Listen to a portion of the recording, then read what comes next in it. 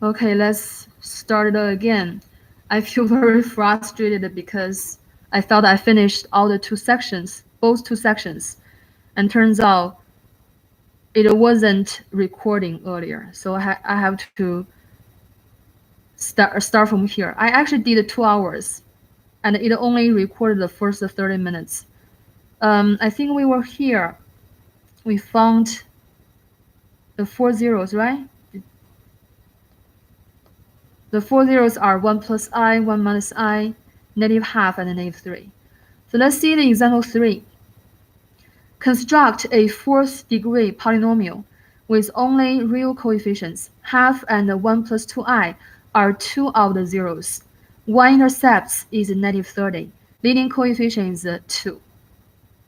Since I did everything earlier, so I have everything written down already. By the linear factor theorem, since the polynomial has degree 4, we are able to factor p of x in this form. A sub 4 is the leading coefficient.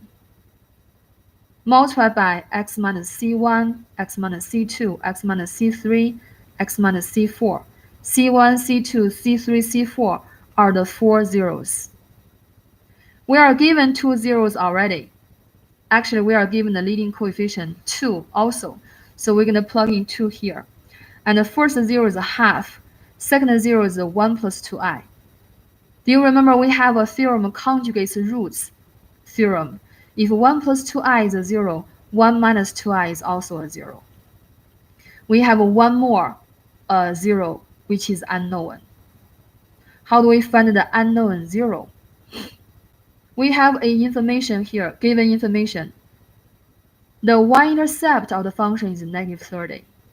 So means the function pass through, the graph of the function pass 0, negative 30.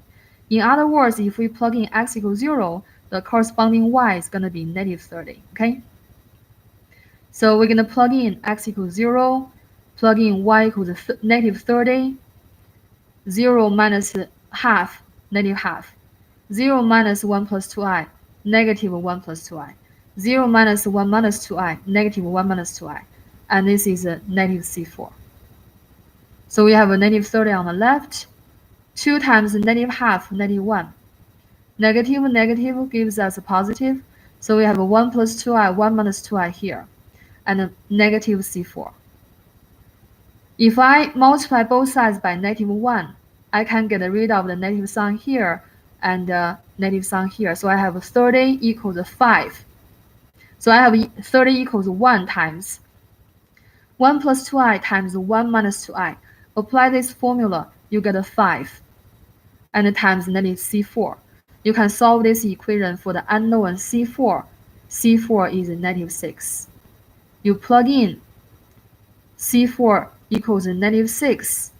You would have x minus negative 6, which is x plus 6 here. So the function is found. That's the factored form of the function. Degree 4 polynomial function, leading coefficient is 2. And also satisfy other conditions. And you can FOIL those two terms and then multiply out, you would have the polynomial function in the standard form. I'm going to leave that for yourself. Section 4.5, rational functions and rational inequalities. We do two things in the section. Number 1, rational function. We need to know how do we define a rational function. How do we find the domain for a rational function? How do we identify the vertical asymptote, horizontal asymptote, and the slant asymptote for the function, for the rational function, and the graph of the function? You might need you would need a graphing calculator for this stuff. Second thing is how do we solve a rational inequality? We need to figure out how do we define a rational inequality and how do we apply the sign chart method to solve a rational inequality.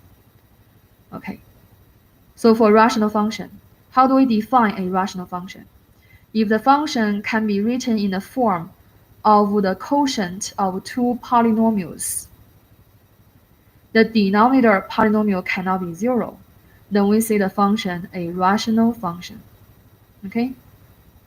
If the function can be written in the form of the quotient of two polynomials, we say the function rational function. Let's see f of x equals 1 over x minus 1. Is this function a rational function? Yes. Numerator is a polynomial degree 0. Denominator is a polynomial degree 1. So the function is a rational function. How do we find the domain for a rational function? Whenever we need to find the domain, we need to identify the restriction. The restriction is the denominator cannot be 0. Denominator is x minus 1. X minus 1 cannot be 0. We solve this inequality, we have x cannot be 1. Very obvious. If you plug in x equals 1 here, the denominator is 0. That is undefined. So the domain of the function is all real except 1. How do you write the domain in the interval notation? This is a real number line. All real except 1. You're gonna exclude 1 here. Then you look at the set, you see 2 pieces. All other points would be the domain, would be in the domain. You see 2 pieces. Remember, we define interval as 1 piece, 1 whole piece on a real number line. So the left piece, the piece on the left, negative infinity to 1, open. The piece on the right, 1 to positive infinity, open. We're going to union the 2 pieces, union the 2 intervals. That's going to be the domain of the function, of the rational function in the interval notation. Okay? And if I graph the function would have, the function is 1 over x minus 1, by the way. The function would have 2 pieces, 2 branches. One branch is here, extending. One branch is here, extending indefinitely. The function actually have a horizontal asymptote, the pink one, and the vertical asymptote, the green one. How do you know that? What is asymptote, by the way? Asymptote is a straight line to which the function, the graph of the function approaches to, but never touch or cross through. Get very, very close, but never touch or cross through. You can see as x approaches infinity, positive. The bottom is getting bigger and bigger and bigger, positive, very, very big. And the function approaches 0. Y approaches 0, right? As x approaches negative infinity, x minus 1 also approaches negative infinity. So the function 1 over negative infinity gives you 0 also. So you can see the horizontal scale is a horizontal asymptote of the function. If you let x approaches 1 from the right, let's say x equals 1.001, 1.00001, 1.00001. So then the denominator is going to be positive and very, very little, very, very close to 0, right? Then the function going to approaches to positive infinity. You see what I'm saying? Same idea, if x approaches 1 from the left, let's say 0.9, 0.99, 0.999, then the denominator is going to be negative and a very little, very tiny amount. And the function going to approach is negative infinity. That make the green straight line a vertical asymptote. The vertical asymptote is x equals 1. So in example 2, we're going to figure out how do we find vertical asymptote, horizontal asymptote, and a slant asymptote for a given rational function. By the way, if the function has a horizontal asymptote, then it will not have a slant asymptote. Vice versa. If it has a slant asymptote, it will not have a horizontal asymptote. What is a slant asymptote? It's an asymptote of the function, but it's not a horizontal, it's not a vertical either. Okay? For understanding example 2, we need to know the guideline in the notes. Look at the notes, okay? Figure out the guideline. I'm gonna ask you for that. I feel sorry that I didn't record the 1.5 hours, so I'm gonna skip something. You're gonna read those guideline on your own. It's in a note, it's in Moodle. So how do we find a vertical asymptote? First thing, we need to reduce the rational function. We look at this rational function, it's already reduced, right? Reduce means the numerator and the denominator have no common factor to cancel out. After we reduce the rational function, we identify the zero of the bottom. What's the zero of the bottom? The bottom is 2x minus 5. You make it be 0. You solve this equation. You figure out x is 5 over 2. 5 over 2 is the 0 on the bottom. So the vertical asymptote of this function is x equals 5 over 2. Okay, very important. In order to find a vertical asymptote, you have to factor top and bottom and reduce, cancel out the common factor from the top and the bottom, and then identify the 0 for the bottom after you reduce the rational function. Then at that 0, the function has a vertical asymptote. For horizontal asymptote, we need to find the degree of the top and the bottom. Degree of the top is 0, degree of the bottom is 1.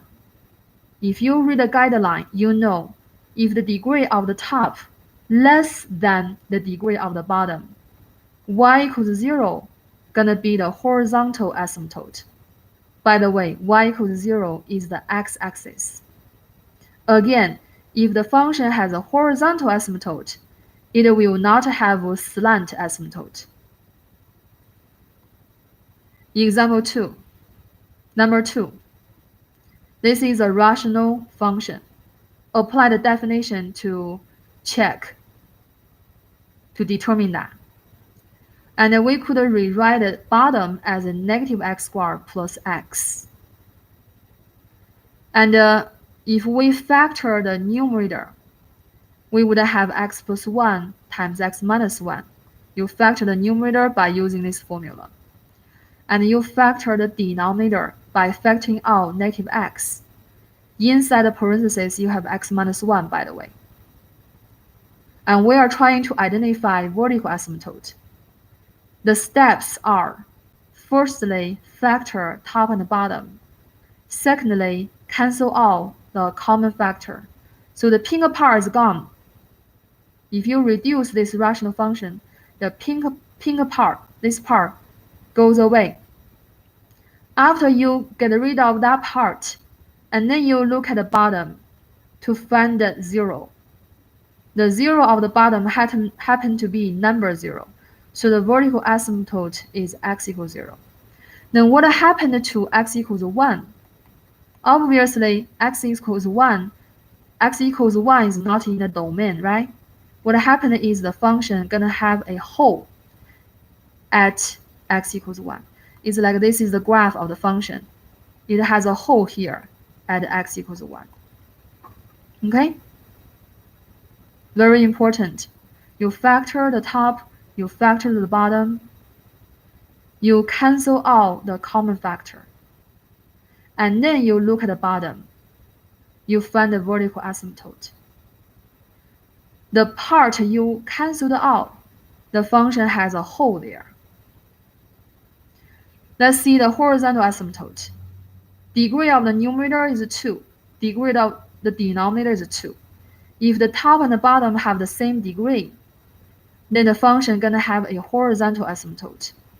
The horizontal asymptote is a horizontal straight line. Y equals a value. That value is gonna be the quotient of the leading coefficient of the numerator and the leading coefficient of the denominator. Is that clear? Numerator has a leading coefficient 1. Denominator has a leading coefficient -1. 1 over -1, -1. So the horizontal asymptote is y equals -1, okay? No slant asymptote. Number 3, numerator is a polynomial degree 3, denominator is a polynomial degree 2. We can easily factor the denominator. So what are the zeros of the denominator? They are 0 and 2, right? Yeah, how do you know if this function already reduced? Because the numerator is not easy to be factored, right? What happened is, if you plug in 0, if you plug a 0 on the top, you wouldn't have 0. Means 0 is not a 0 of the top. Okay? If you plug in 2 here, you also have a non-zero number. Means 2 is not a 0 of the top either. Means the numerator doesn't have a factor x, doesn't have a factor x minus 2. So the numerator and the denominator do not have any common part. So the function is already reduced. That's how do we know the function is already reduced without factoring the numerator. Okay, this is already in a reduced form. The bottom has 2 zeros, 0 and 2. So the function has 2 vertical asymptotes, x equals 0 and x equals 2. Let's see the horizontal asymptote or the slant asymptote. We need to identify the degree of the top and the degree of the bottom. Degree of the top is 3, degree of the bottom is 2.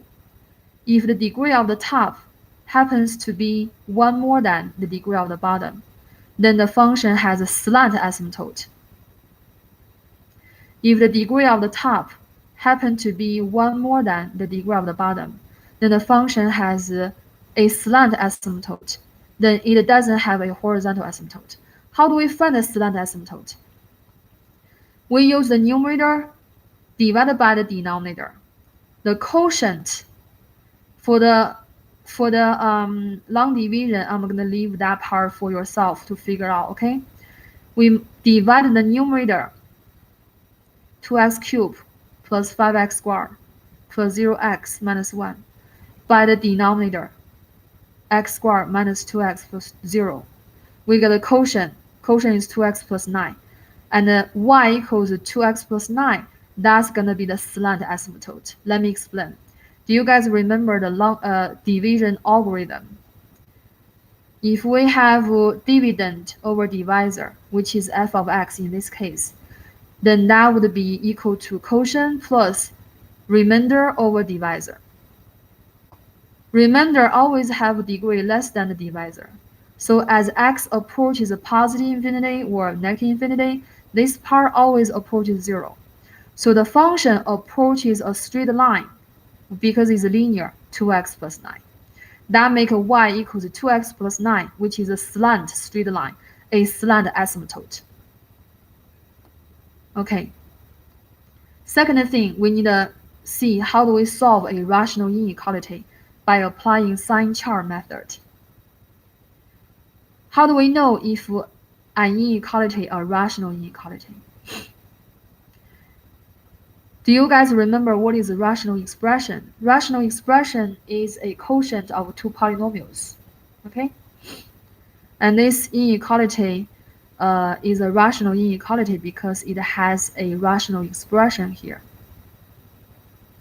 How do we apply sign chart method to solve rational inequality? Firstly, rewrite the inequality in a standard form.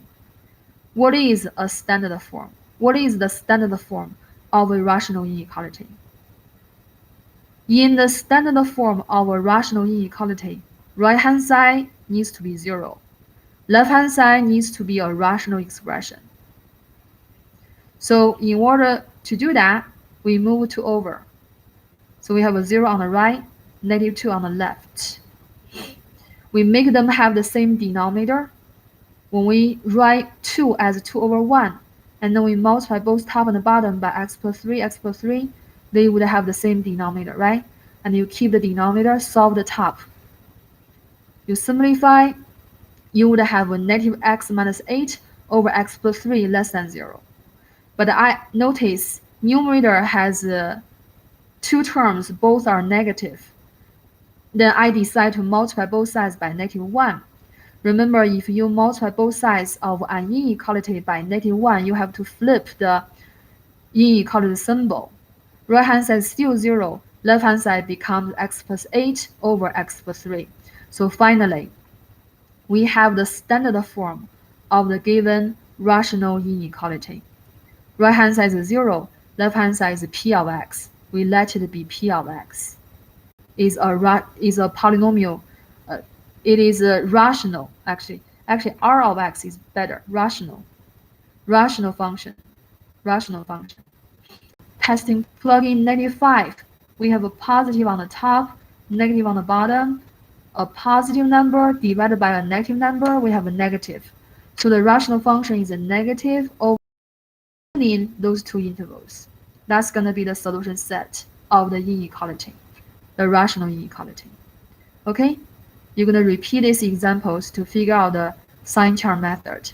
Now let me explain why we don't include the two zeros, -8 and -3. We do not include -3 because -3 would make the denominator be 0. -3 is not going to be a solution. And why don't we include -8? Because if we plug in -8 here, we would have a 0 bigger than 0, which is false, which is a contradiction, right? So -8 is not in the solution set. So we use open here, open here. In the case we have a bigger than or equal to, then we're going to include the -8, okay? But we don't, actually. So they are all open. Okay, I have one more example in the note. I'm going to leave that for you to figure out. So that's for the classes of this weekend.